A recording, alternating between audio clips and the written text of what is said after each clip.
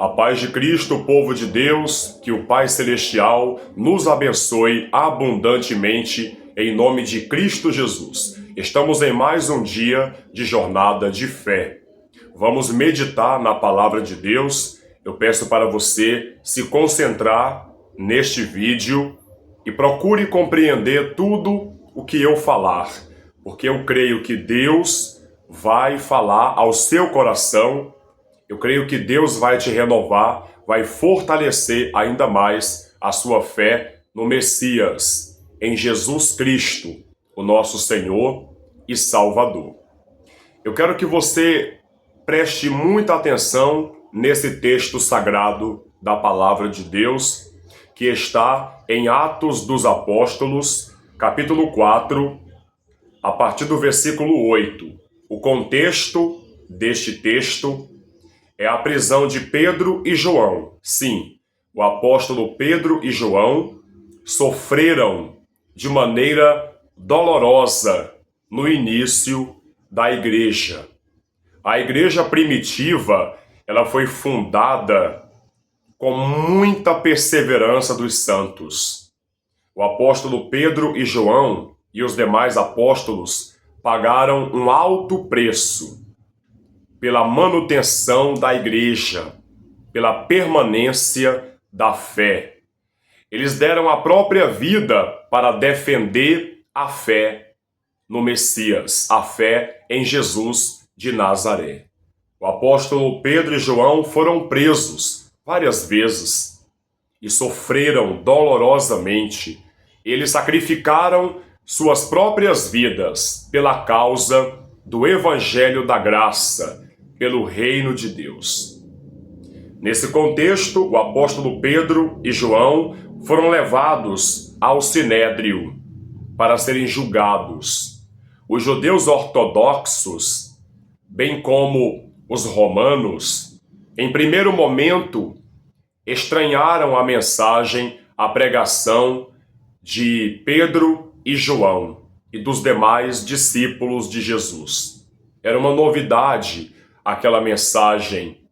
Estava surgindo uma nova perspectiva da lei de Deus, uma nova interpretação da Torá, do Pentateuco, da lei de Deus. Por isso que os judeus ortodoxos não conseguiram entender. Porque, na verdade, o Espírito de Jesus Cristo trouxe para a humanidade a verdadeira interpretação da vontade do Deus Altíssimo na lei, na Torá, no Antigo Testamento. Quem de fato interpretou a lei, a vontade do soberano Deus, foi o nosso Senhor Jesus Cristo. Jesus é o Verbo, Jesus é a palavra encarnada. Ninguém melhor do que ele para explicar a lei, para explicar a nós o que de fato é a vontade de Deus, o que de fato Deus requer de nós. E Jesus ensinou, basicamente, que o que Deus requer de nós é que nós o amemos mais que tudo e amemos os nossos irmãos, assim como o Messias, assim como o Cristo nos amou.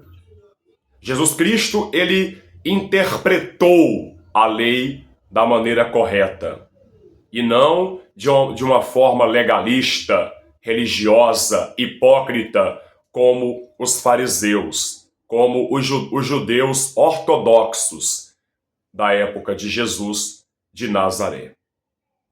Então veja bem, o apóstolo Pedro e João estavam perante o Sinédrio e eles foram usados pelo Espírito Santo para falar do Salvador, do Messias, que é Jesus de Nazaré. O apóstolo Pedro e João foram um dos primeiros pregadores do Evangelho da Graça, foram um dos fundadores da primeira igreja de Cristo Jesus sobre a terra. Veja só o testemunho de Pedro. Atos capítulo 4, versículo 8. Então Pedro, cheio do Espírito Santo, lhes disse: autoridades do povo e anciãos, visto que hoje somos interrogados a propósito do benefício feito a um homem enfermo e do modo por que foi curado, é que antes disso, Jesus Cristo havia curado um homem que estava aleijado, coxo, paralítico, e Jesus usou Pedro e João para promoverem a cura daquele homem. E os judeus ortodoxos não haviam compreendido o que de fato havia acontecido. E começaram a perseguir a Pedro e a João por inveja. Eles estavam tendo inveja porque o evangelho conseguiu arrebanhar uma multidão e muitos judeus ortodoxos estavam se convertendo a Cristo. Que para os judeus ortodoxos estava surgindo ali uma nova religião. O evangelho da graça para eles era uma nova religião, era uma concorrência. E eles pensavam, não podemos deixar essa nova religião nos vencer. Eles vão conseguir arrebanhar todos os nossos discípulos. Não podemos deixar que isso aconteça. E foi por isso que a igreja primitiva foi tanto perseguida. Foi tão perseguida.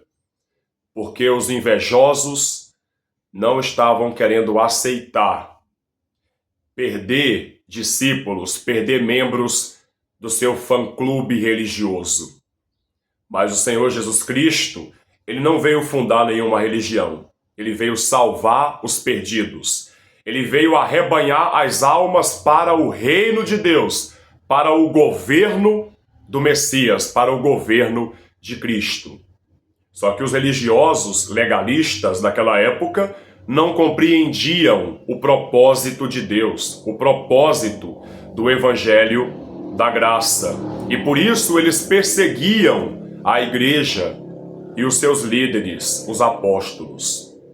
Então veja só, o apóstolo Pedro abriu a boca e disse: autoridades do povo e anciãos, visto que hoje somos interrogados a propósito do benefício feito a um homem enfermo e do modo por que foi curado, tomai conhecimento, vós todos e todo o povo de Israel, de que, em nome de Jesus Cristo, em nome do Messias, o Nazareno, a quem vós crucificastes e a quem Deus, o Pai, o ressuscitou dentre os mortos, sim, em seu nome, nome de Jesus, é que este está curado perante vós. É que este está curado perante vós. Este Jesus é pedra, é rocha, rejeitada por vós.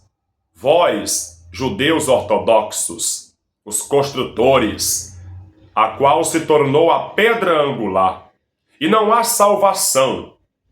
Presta atenção, reflita comigo. O Espírito Santo falou pela boca do apóstolo Pedro. E não há salvação em nenhum outro, porque debaixo do céu não existe nenhum outro nome dado entre os homens, pelo qual importa que sejamos salvos. Testemunho de Pedro. Não há salvação em nenhum outro, porque abaixo do céu não existe nenhum outro nome dado entre os homens, pelo qual importa que sejamos salvos. Ao verem a intrepidez de Pedro e João, sabendo que eram homens iletrados e incultos, eles ficaram admirados, admiraram-se e reconheceram que haviam neles, ou melhor, que haviam eles estado com Jesus. E certamente eles reconheceram que haviam neles algo diferente. O Espírito Santo estava usando Pedro e João para falar desta maneira objetiva, inteligente, sábia. Homens iletrados, porque Pedro e João Eram pescadores, eram homens iletrados, camponeses, e eles estavam falando com uma erudição, com uma oratória nunca visto antes.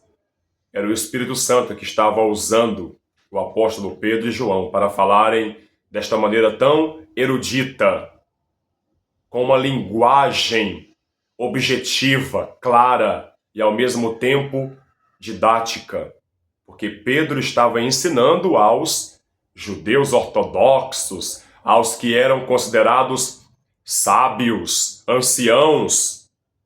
Ele estava ensinando a eles o verdadeiro caminho da salvação. E este caminho não é uma nova religião, não é uma religião que vai disputar com o judaísmo, com o islamismo ou com outras religiões. Pelo contrário, não é uma nova religião, é o evangelho da graça, é a verdade que liberta. O evangelho não é uma nova religião, o evangelho é a verdade que nos liberta do pecado, que nos liberta do engano, que transforma o pecador em uma nova criatura. Não há salvação em nenhum outro nome. Só Jesus é quem salva. Toda glória ao Salvador, ao Rei dos Reis e Senhor dos Senhores. Creia nesta mensagem, creia no Evangelho, e você terá a salvação da alma, a vida eterna para a glória de Deus. Eu quero orar por você. Oremos.